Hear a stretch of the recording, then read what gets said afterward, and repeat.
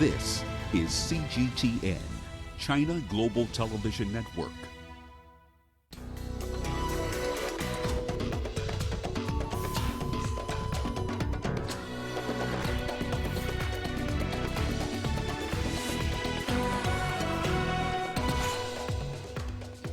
The serious economic impact of the coronavirus outbreak has prompted the leaders of the 20 most powerful nations to hold a virtual summit. Among the key outcomes, a pledge to do whatever it takes to overcome the COVID-19 pandemic. We bring you comprehensive coverage of the latest developments and containment efforts. Hello and a very warm welcome to Africa Live on CGTN. I'm Lindy Mtongana in Nairobi. And with me is Uche Okoronkwo with a preview of your business news. Thank you, Lindy. And here's a look at what's coming up on Africa Live. The IMF sets aside $50 billion in emergency aid amidst the coronavirus pandemic. And a rescue plan for South African Airways is extended until the end of May. Of course, all that coming up within the program. For now, it is back to you, Lindy. Thanks, Uche.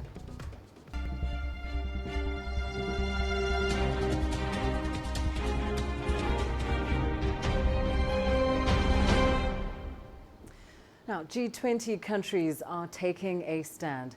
Leaders from 20 major economies say they will do whatever it takes to overcome the COVID-19 pandemic.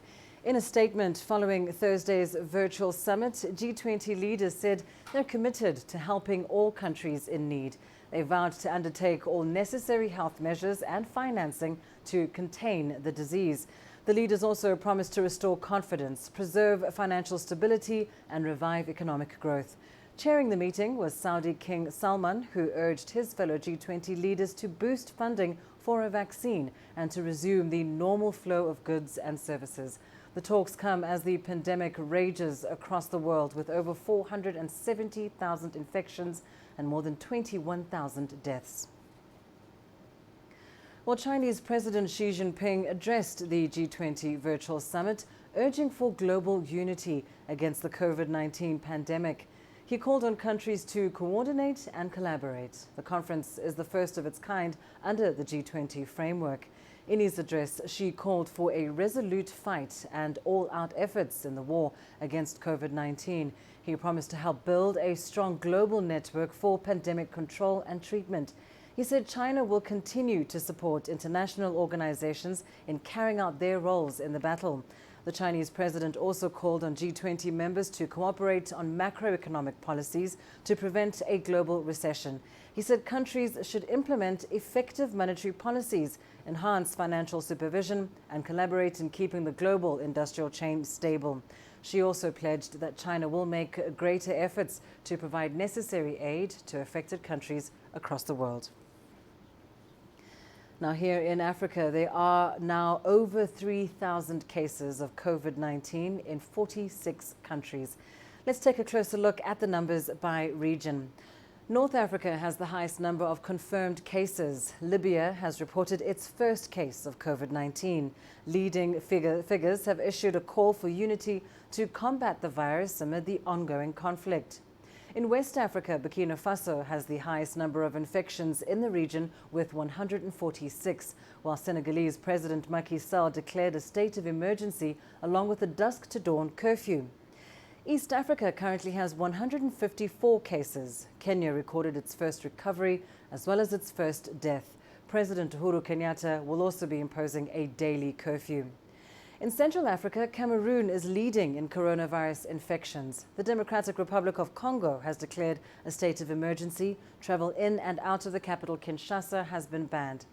And the number of confirmed coronavirus cases in South Africa has spiked to 927. The country is entering a 21-day lockdown in an attempt to keep the virus from spreading any further. Now, ranked among the most vulnerable with a weak health system, Somalia is seeking funds to boost its health management system in the wake of the coronavirus pandemic.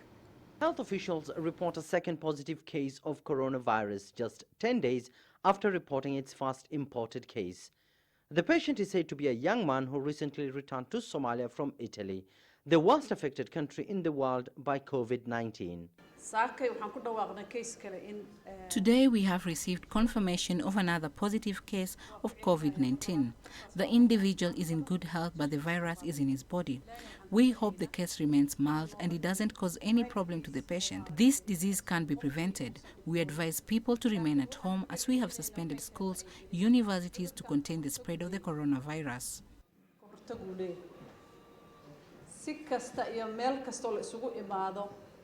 In Mogadishu, authorities and health experts have been meeting to strategize on preparedness and coordination, hoping to come up with an agreed plan of action to contain a potential outbreak. Authorities say that plans to establish a diagnostic lab here in Mogadishu is already underway, but the World Health Organization says that tracing, tracking, testing and treating is the only way to beat coronavirus. What is important is trace, track, test and treat. We really need to put efforts to identify whether we are missing any cases. We never know. Up until now, we have seen in any country that in the first few weeks you will see few imported cases. But then if you are not doing these 4 T's, tracing and tracking, I think you will see a community transmission. On Tuesday, China provided a medical shipment to Somali authorities in order to boost government-led efforts to preventing the outbreak from spreading in the country. China's envoy to Somalia has expressed optimism the virus will be eradicated with strong commitment from all parties. It demonstrates the real friend and a partner between China and Somalia. Somalia is a brother and sister of China. China will continue to support and provide necessary assistance to Somalia to continue fighting against the epidemic. The shipment contains protective suits, masks and testing kits. For now, this hospital in Mogadishu is the only quarantine facility available in the country. It's not equipped and lacks vital equipment. Medical experts have already warned that an outbreak here could be worse than in other countries. Mogadishu, however, says it's ready to play its part and has set aside $5 million to help tackle the pandemic. Abdul Aziz Bilon, CGTN, Mogadishu, Somalia. Egypt was the first African nation to report a COVID-19 case, and for weeks it's continued to record the highest number of infections on the continent. But in recent days, the country has witnessed some gains in containing the spread of the virus. CGTN's Adel Al-Makhroui reports.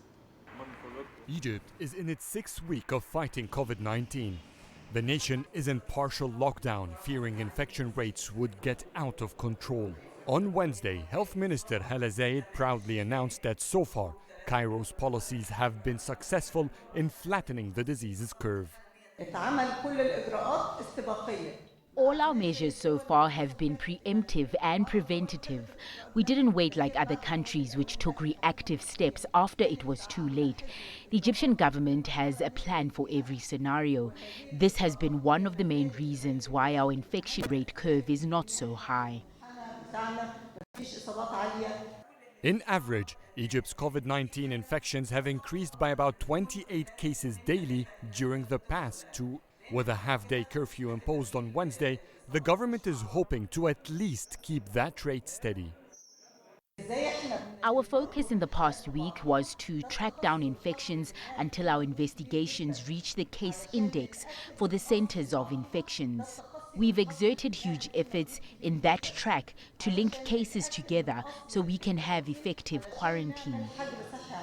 To prevent clustering at healthcare facilities, the Health Ministry announced new supportive measures. Public insurance services will be releasing 3 months of medicine for Egyptians with chronic disease. When the outbreak began in Egypt, Cairo was the only city equipped with a testing center for the virus. Today, 21 cities are ready. Egypt is working tirelessly to keep being a step ahead of COVID-19. Adel Al-Makhroui, CGTN, Cairo. Now in Zambia, President Edgar Lungu has announced more stringent measures in response to the COVID-19 pandemic. In a national address, President Lungu announced a mandatory 14-day self-quarantine and monitoring for persons entering Zambia from any country with confirmed cases, effective from midnight March 26th. Airports in Ndola, Livingston and Mfue will suspend international flights until further notice to mitigate the spread of the coronavirus. Kenneth Kaunda International Airport in the capital Lusaka will remain open though. Bars, nightclubs and casinos have been shut down and gatherings have been restricted to no more than 50 people. Restaurants will only operate on a takeaway and delivery basis. Zambia has a total of 12 coronavirus cases. Meanwhile, South Sudan's government has declared a curfew in the country, requiring everyone to be in their homes from 8 p.m. to 6 a.m. until further notice. There is still no reported case of COVID-19 in South Sudan. Here's more from CGTN's Patrick Oyet. The curfew order was made by President Salva Kiir to try and prevent the spread of coronavirus. South Sudan's government says whoever violates it will be prosecuted. Civil servants are now required to work only for half a day. All international border crossing points into South Sudan are now closed. All forms of gathering are suspended. We will not allow any citizen to play with the lives of others. And that is why we have mentioned it here, that it becomes an offense if you contravene this order and the order of the president to choose to move at night or get into gathering, and that we will see you as somebody who is not caring for the lives of the fellow citizens.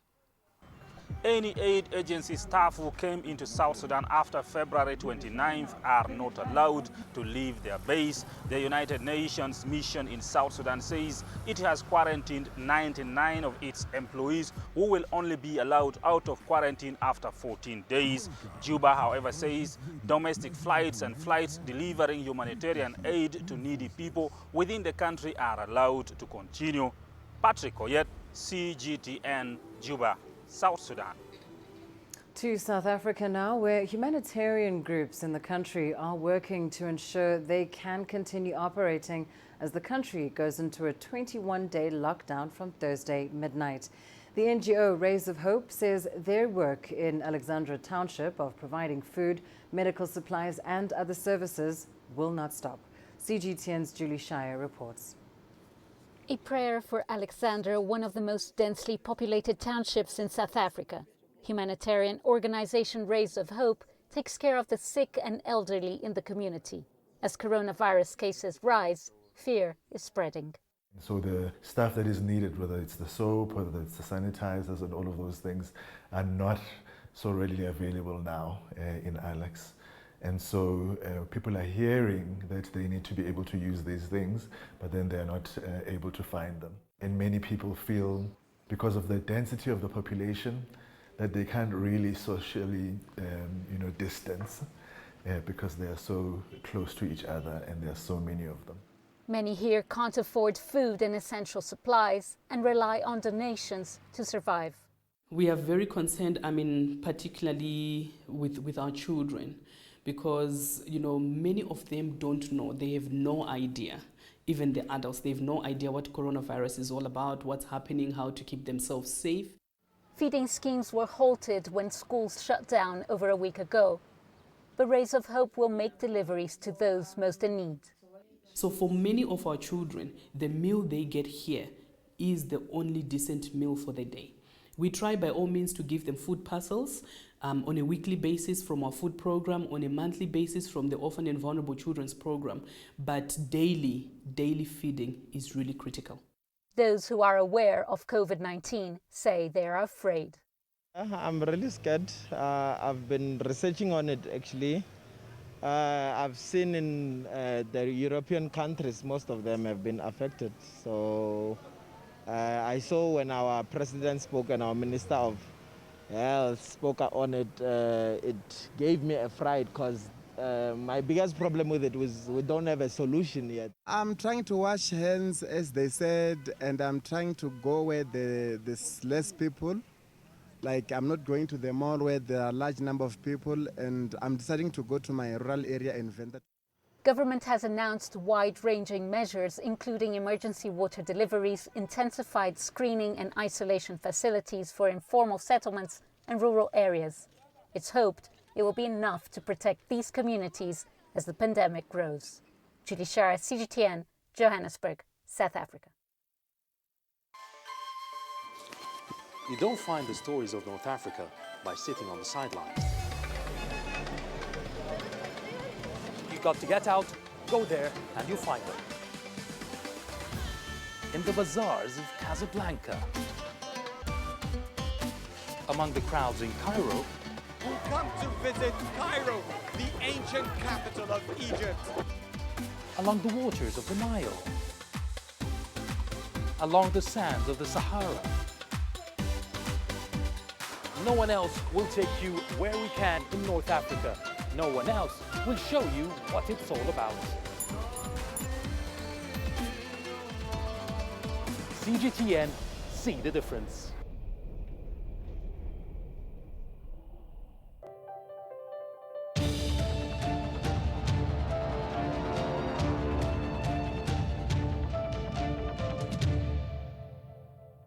Our special series, Africa Battles COVID-19, continues.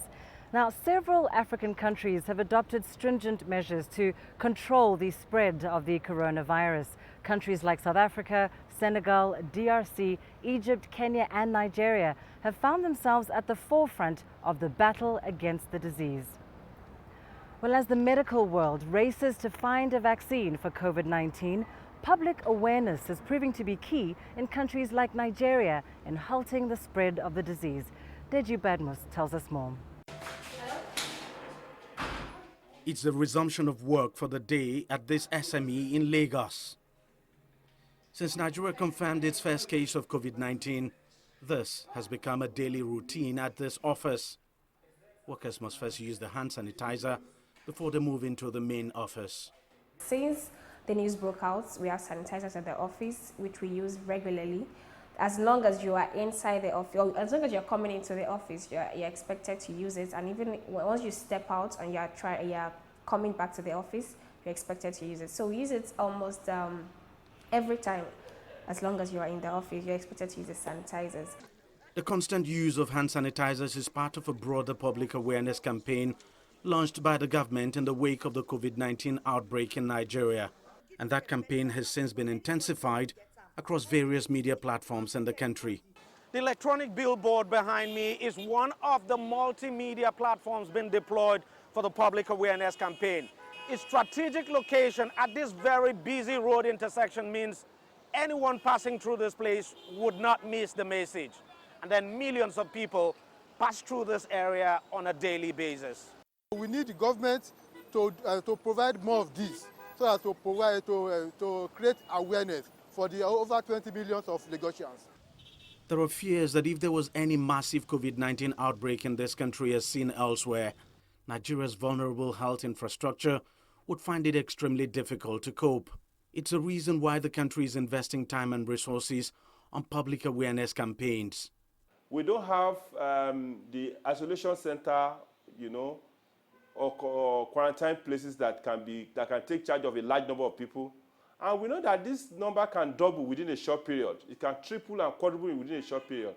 So what we need to do is, as we're closing schools, as we're preventing people from going to churches, we have to strengthen campaigns in different languages. It must be as local as possible. The campaigns are achieving positive results. For instance, awareness in Lagos, Nigeria's commercial capital, which was the first to record a confirmed case of COVID-19 in the country, is relatively high. Personally, I've been taking the precautionary measures that we are asked to take, like wash our hands steady, go with your nose mask. Just like myself, I don't have any nose mask, but I make use of my hand sanitizer. Anywhere I get to meet a stand where water is available, I wash my hands and make use of my hand sanitizer. It's always with me. But there are so many places in this country where so much still needs to be done to get the people better informed about COVID-19 and the measures they need to take to protect themselves. And here is one such place, a remote community in the northwestern Kaduna state. Villagers here know little about COVID-19 and how to avoid infection. To tell you the truth, we know nothing about the virus. We only just heard there is a disease that kills people and that if you contract it, you will die. But honestly, I don't know the name of the disease. There are many communities like this scattered across the country and almost completely cut off from the public awareness campaigns seen in major cities like Lagos. Such communities also have poor health systems and education levels remain low. I expect the local government people to be on the streets, ringing bell, directing people, telling them what to do, and also, if it's possible, for them to install hand-washing instrument or capability in some key public places, that people can just easily get there, put water in their hand and wash, and move forward and pick leaflets if they need to read about it. Then there's the danger of conspiracy theories. If left unchecked, they can hamper campaigns to tackle the spread of COVID-19. For now, the Nigerian government is focusing on enhanced awareness and tougher measures to cap the spread of the pandemic. Deji Badmos, CGTN, Lagos, Nigeria. For years now, the Democratic Republic of Congo has battled the deadly Ebola virus.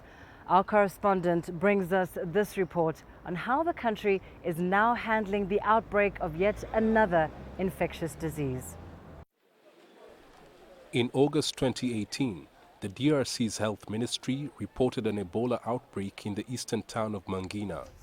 It was the country's 10th Ebola outbreak, and it turned out to be the world's second worst after the West African epidemic of 2014. More than 2,200 deaths were recorded in the east of the country.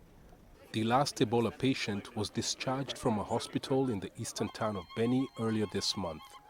But the disease has left many families in pain. I lost 13 of my relatives to Ebola. My mother, aunties and children all died from that disease. Only 4 of my relatives got cured. At the peak of the outbreak in April 2019, more than 100 Ebola cases were being reported every week. According to the Ministry of Health, no new case of Ebola has been recorded over the past 4 weeks.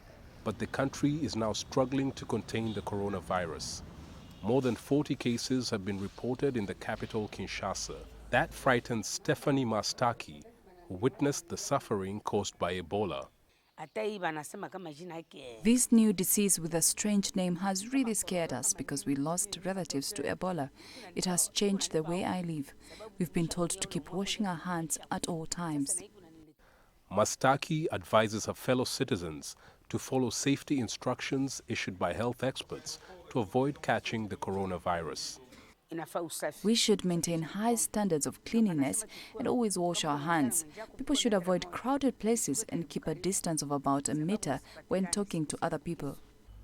The healthcare system in the DRC has been weak for many decades due to conflict. That has given some citizens reason to believe the government won't be able to handle the COVID-19 outbreak.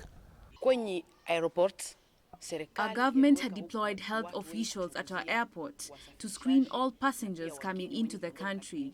I find it puzzling that they failed to detect the coronavirus in a traveler who came from France. That shows how weak our surveillance is. The DRC government has suspended flights from countries with many cases of coronavirus and ordered the closure of schools, bars, and other public places to limit the spread of coronavirus. But that has raised concern about the livelihood of low-income earners who live from hand to mouth. So it behooves upon the government to ensure that at least the people will be fed. And for that to happen, a comprehensive plan, should be designed to see how the city will continue to be furnished with food and how this food can be made available to the population.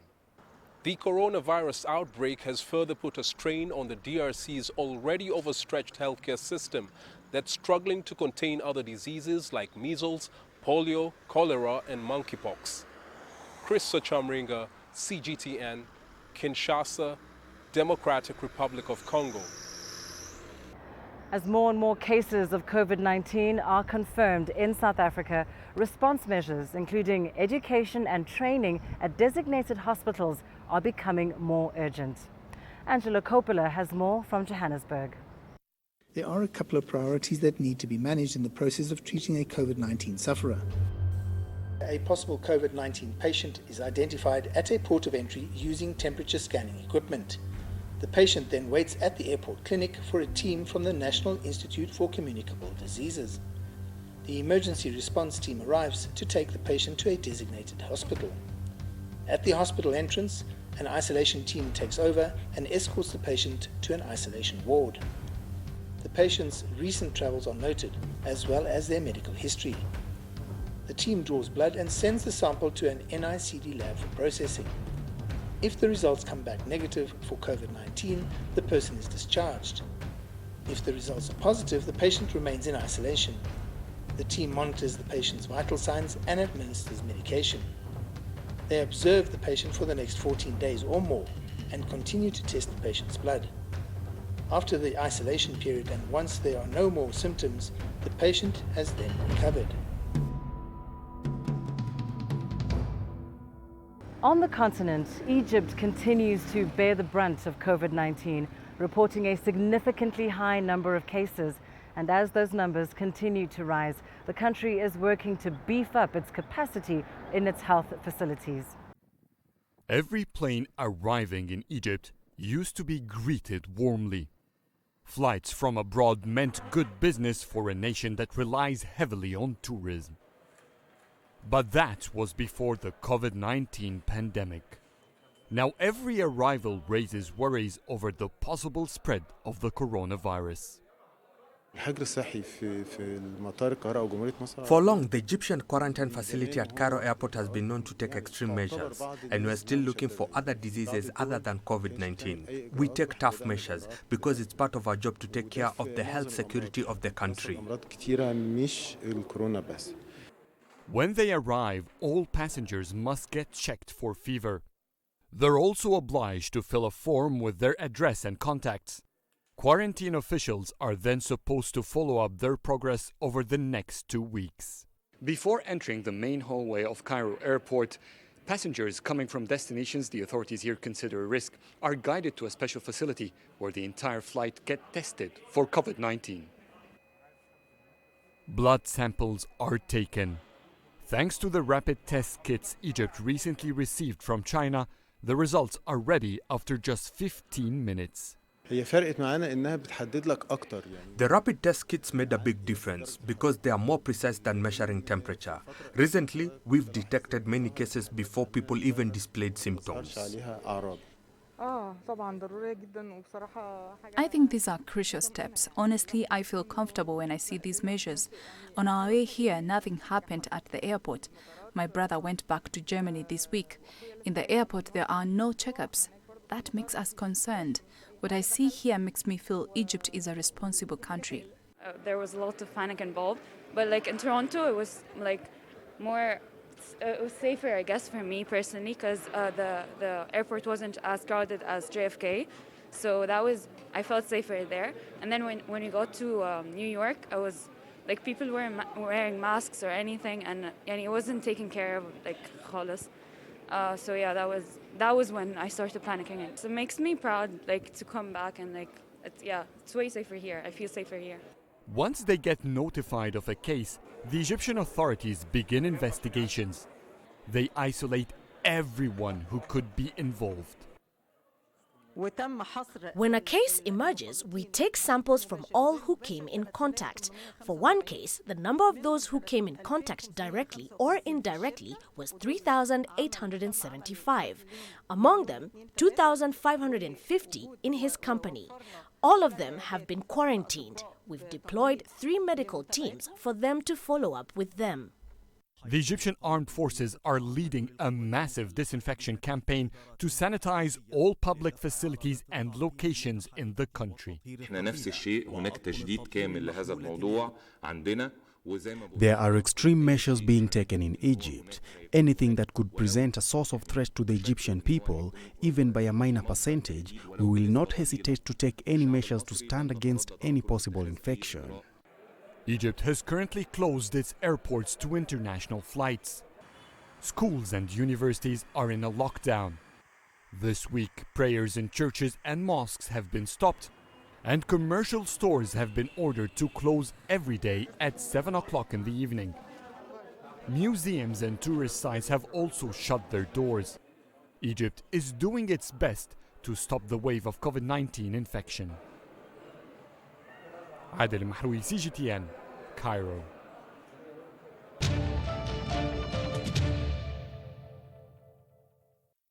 Well, time now for our Correspondent's Perspective segment.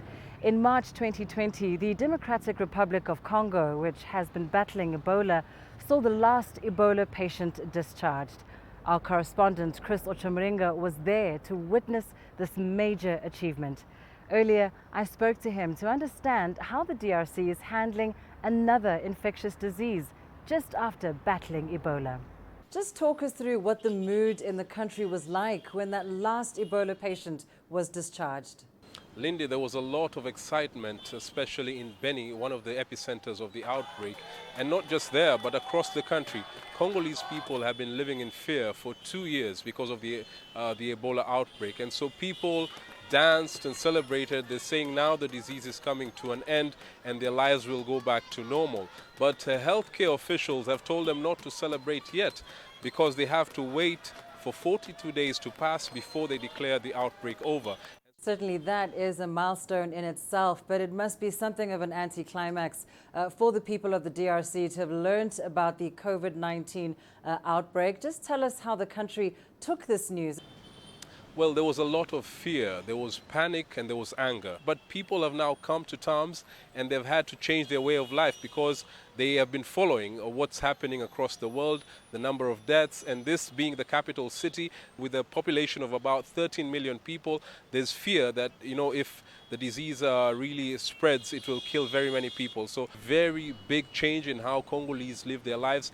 Many Congolese are fun-loving people, and so they will have to keep away from such gatherings, and that is really going to is all aimed at, you know, preventing the spread of this disease. Lindy?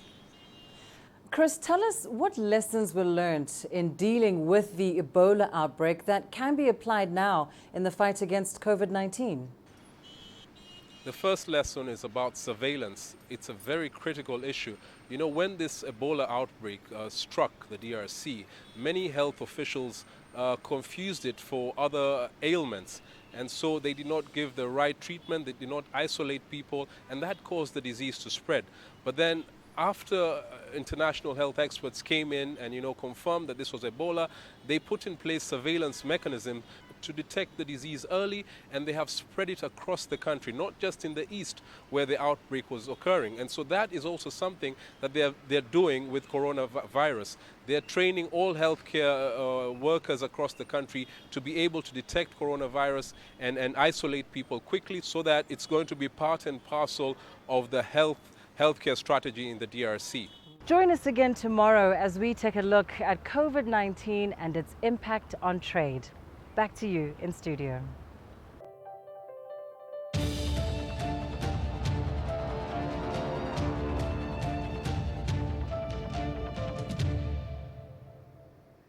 Well, thanks to Lindy and the team for that great coverage. Well, let's shift focus now. Take a look at what's coming up on Africa Live Biz. The IMF sets aside $50 billion in emergency aid amidst the coronavirus epidemic. And a rescue plan for South African Airways is extended until the end of May.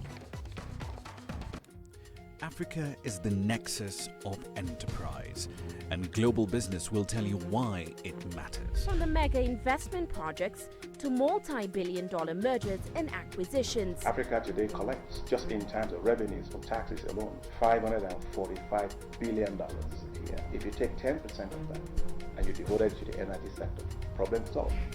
All this on Global Business, weekdays at this time on CGTN.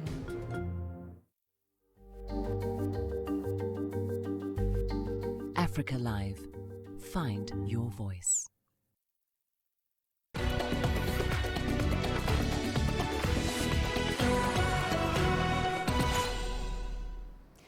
Now, the International Monetary Fund says it will provide $50 billion in emergency facilities to sub-Saharan Africa.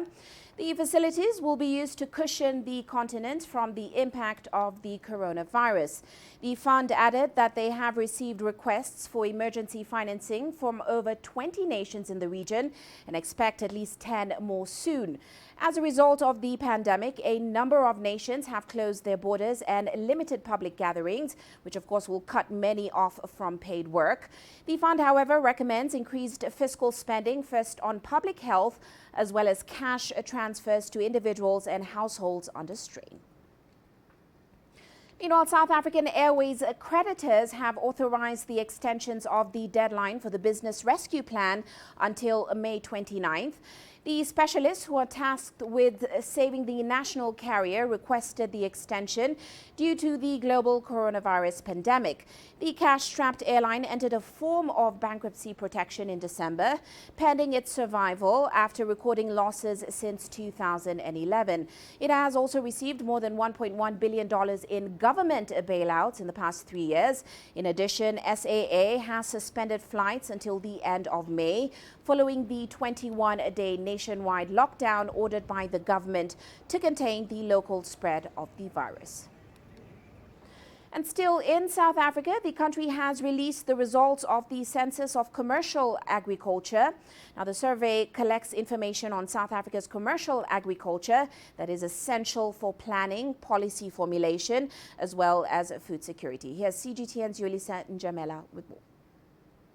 The results of this survey contain details on land use, land tenure, crop production, number of livestock, use of machinery, and details of purchases, amongst others. We wanted to generate information on the size, structure, and nature of commercial agriculture at industry and municipal level. We wanted to provide data to use as benchmarks for and the reconciliation of current agricultural statistics. The survey further shows that the total land used for commercial agriculture is 46.4 million hectares. This represents almost 40% of the total land area of South Africa. Commercial agricultural land comprised mainly grazing land and arable land. Grazing land is used for livestock and game farming, while arable land is used for crop production. Government says this survey is quite critical. Indeed, we did not know. We always heard about there are so many commercial farmers in South Africa, there are so many black farmers in South Africa. We immediately then began to say the first most important thing, let's embark on getting to know who are those commercial farmers. What are they producing? Where is it being produced? Where is it going? So that as we sign protocols, we are able to assist and interact with them. This work is necessary for us as a sector as we plan for the sector and its growth, so that we can have a better appreciation of who are the producers, where they are, what commodities they are in. It is an important sector that is the base of industrialization in many ways, because a number of byproducts that come out of agriculture are actually very important elements in other industries, such as your industrialization, the textile industry, and so on. The Food and Agriculture Organization of the United Nations recommends that a country conducts a census of agriculture at least once every 10 years. This survey was conducted between October 2018 and June 2019. The land issue is quite critical here in South Africa, ever since lawmakers decided to amend the constitution to allow for expropriation of land without compensation. All is being done to ensure that the land issue is treated with caution. Lindy Mtongana for CGTN in Pretoria, South Africa. And in China, the novel coronavirus outbreak has kept people from dining out for almost 2 months now, causing great economic losses to the country's catering industry. Now, as the epidemic is gradually contained in the country, many restaurants are resuming business. Here's CGTN Xia Rukshui reporting. Waiting in line and keeping a distance of at least 1 meter, showing the health code, having their temperature checked. and then customers are allowed to enter the restaurant. That's a procedure you can see at every restaurant in Zhengzhou in central China's Henan province, where restaurants have been allowed to go back to work as of March 19th. It's a piece of good news. Before we reopened, we prepared masks, alcohol-based sanitisers, medical gloves for the staff and customers. Staying at home for almost 2 months, many people can't wait to dine out. This is a popular hot pot restaurant in Zhengzhou. In less than an hour after it reopened, half of its tables were full, and the staff had to stop letting more people come in. I feel quite safe to dine out because the restaurants are preparing everything to let us in. We've deployed 235 people to carry out spot checks on the restaurants. Any restaurant which has a dirty kitchen and provides expired food will be punished. According to the rules, restaurants should remove half of their tables. Each table can serve only 1 or 2 people. Customers need to wear masks whenever they stop eating, and they can only pay online. China's catering industry suffered a lot during the epidemic, and businesses are now hoping for a quick recovery. Xia Ruixue, CGTN, Zhengzhou, Henan Province.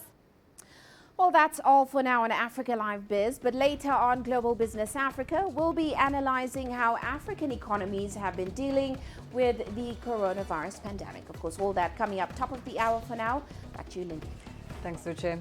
Well, let's take a short break. Here's what's still ahead on Africa Live. Coming up, how one artist is literally blazing the South African art scene.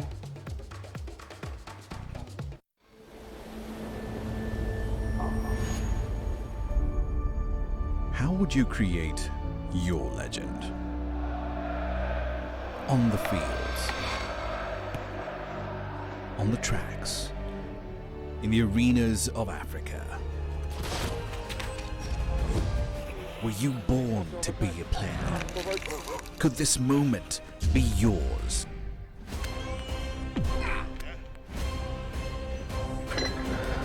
Sports Scene. Find your game.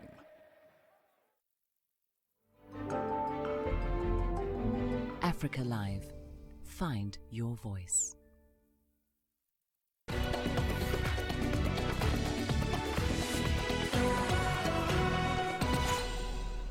Let's go to Nigeria now, where tuberculosis remains a major public health concern. It accounted for 157,000 deaths in the country in 2018. But one TB survivor is using her experience to promote public awareness and stop stigmatization. CGTN's Kalechi Emekalam brings us her story. For Funke Dosumu, a tuberculosis survivor, nothing beats a quality family time. Her values changed after being diagnosed with tuberculosis in 2015. She spent a whole year in isolation. The ailment had a devastating impact on her, not just health-wise, but economically too. She lost everything, including her job, and all that was left was a lingering stigma. But her family kept her going. I was heartbroken, and my husband was encouraging me that you get through it, that people get through it, and we are going to get through it together. So immediately I was enrolled for the treatment, which I went through for a couple of almost a year, and I was secluded from my immediate environment.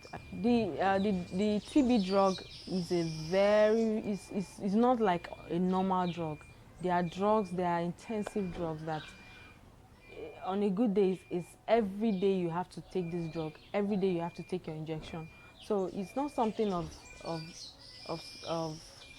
joy, you know. So but the courage I had from my family, it was key for me.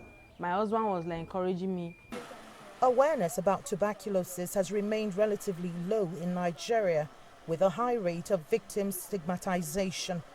That's why Funke has since turned her painful experience around.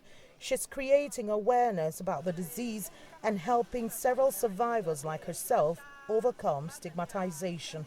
It came up when I tried to go back to my job and I didn't get my job back.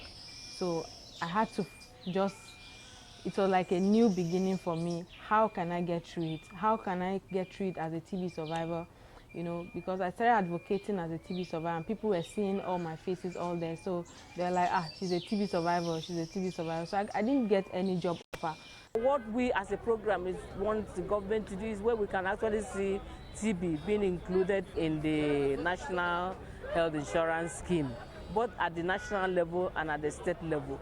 Tuberculosis is a lung infection characterized by symptoms such as prolonged cough, excessive sweating, weight loss, and weakness. It's caused by a bacteria and can spread from person to person through microdroplets released via coughing or sneezing. With an estimated 407,000 people infected yearly, Nigeria is ranked among one of the countries with the highest burden of tuberculosis. Although there are free vaccines and treatment, many are unable to access information on where and how to get help. So people like Funke are taking the bull by the horn to help thousands access treatment and get support. Kelechi Amekalam, CGTN Abuja, Nigeria. And let's go to South Africa, where Penyo Mel Madiba is a multimedia artist who creates portraits using a soldering iron. CGTN's Yulisa Jamela caught up with her to learn more about the art of pyrography. Pyrography is defined as drawing with fire using a controlled method with a hot metal and drawing on wood or any other material. Penyo Melody Madiba is a multifaceted creative. She grew up finding pleasure in drawing, especially on the walls of a childhood home. This recreational activity grew into a passionate hobby. She would later fall in love with wood and soon after stumbled across pyrography. I was on Facebook and then I discovered the word pyrography and I was like, what on earth is that? And I found out and I saved a few couple hundred rands and bought a pyrography kit and taught myself. Since then, she's never looked back. As a pyrographer, I use a soldering iron or a hot metal rod to create art. I use images of people that I interview or photograph or images from the internet like Instagram, and I draw them. The young artist tells us that the black woman's image is close to her heart as she relates to them. I am a black woman, so I think it's easier and best for artists to create art that they relate to. And being a black woman, I've seen how they have been treated in society, and I just thought that they are often either sexualized or made to look angry, and I wanted to explore those emotions and kind of paint us in a different light and explore how I can be a good vessel to spreading the goodness of black women specifically. Her unique wooden portraits have been turning heads, and she wants to showcase her work more often in the social media space. Outside of improving my craft in pyrography, I've also been improving how I relate in a social space. So I've been learning how to document my processes and share it with other people. She says this kind of art is quite unique and not so widespread, especially on our continent. As far as I know, there isn't much African artists doing pyrography. I think if we think back to wood carving and masks and so on, there are obviously ancient techniques, but as pyrography, I only know Alex Itoko, who is a Nigerian pyrography artist who does fine art. So, and he also uses blowtorch and a razor as well incorporated in his craft. So he's the only African pyrography artist that I know of. Besides pyrography, Mel Madiba wants to explore the field of abstract art. Yulisa Njamela for CGTN in Pretoria, South Africa. And in Senegal, we meet a young female musician who's causing a stir in the hip-hop scene. She goes by the name Mina Le Voile, and she raps about women's rights and freedoms.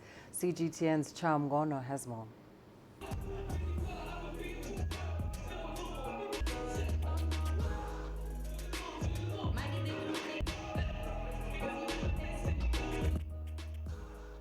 Meet Mina Lavola. She's a rap artist in Senegal. Mina Lavola is French for Mina the Veiled.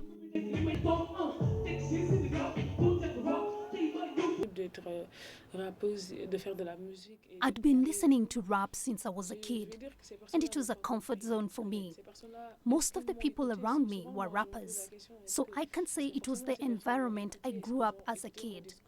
Some people criticize me, and others ask me to stop rapping because of my veil, since for them, rap and veil are not compatible. For them, it would be wrong to rap and wear the veil at the same time. I often wonder if these people have listened to my songs, my music, and so on. I've never introduced myself as a Muslim, Christian, or animist. I'm just a person who has the right to be veiled and to do the job I want to do, even though I've chosen to rap and it has nothing to do with my religion.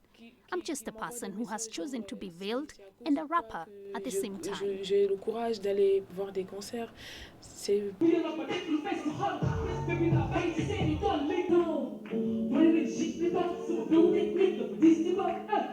On stage, the 27-year-old has strong messages denouncing the conditions of African women in society.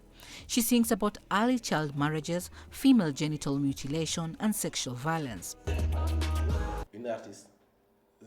An artist has to have a voice. She has to speak about people's experiences because in Africa, there's enough suffering.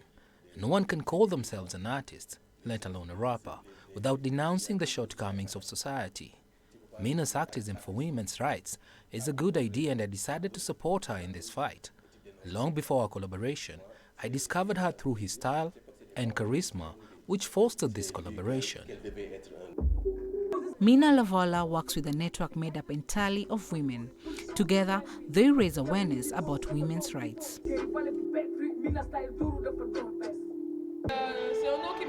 Women are not very well understood in our society, especially in Senegal. Women here are people who should not be out at a certain time of the day. They shouldn't take on certain responsibilities, and socially, we are seeing limits imposed on women. So life is a bit difficult for us. It's true that this tends to change and that women are very much present in the decision-making bodies, but there's a lot of work behind it, and I believe that in the years to come it will change. Right now we are working on an album project exclusively about women. We are going to tackle the issue of violence against women with a special focus on rape. Senegal lags far behind other countries in the region when it comes to legally protecting women against domestic violence and rape. Mina Lavola is driven to tackle these controversial societal issues one song at a time. Chom Hono, CGTN. And coming up in your sports news. A South African cyclist continues with her training indoors amid the coronavirus outbreak.